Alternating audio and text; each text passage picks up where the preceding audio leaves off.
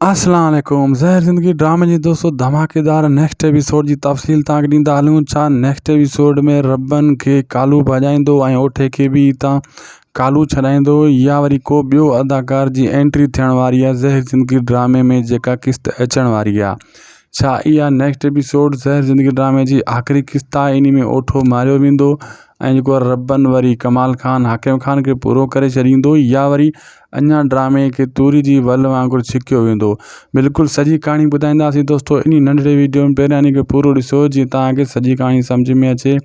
थी सघे त शायदि को सो भी लोग यूट्यूब चैनल के भी ज़रूर सब्सक्राइब कंदा, फेसबुक पेज के भी फॉलो, लाइक शेयर वीडियो के ज़रूर कंदा।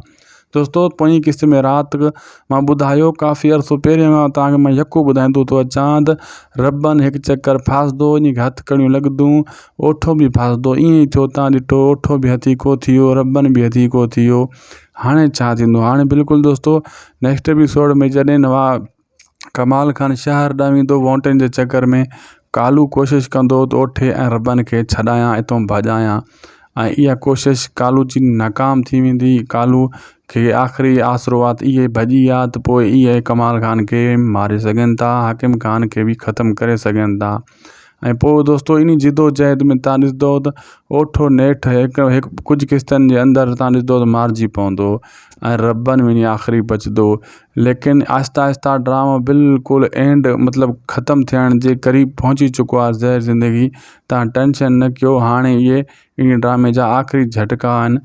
ॾीओ बुझंदो आहे त पोइ फड़फड़ाईंदो आहे। हाणे कमाल खान बि बुझण वारो आहे तॾहिं फड़फड़ाए थो। फ़िलहालु रबन वारनि खे सटको कुटको कढियो कमाल खान पोइ क़िस्त में राति मां ॿुधायो तव्हांखे।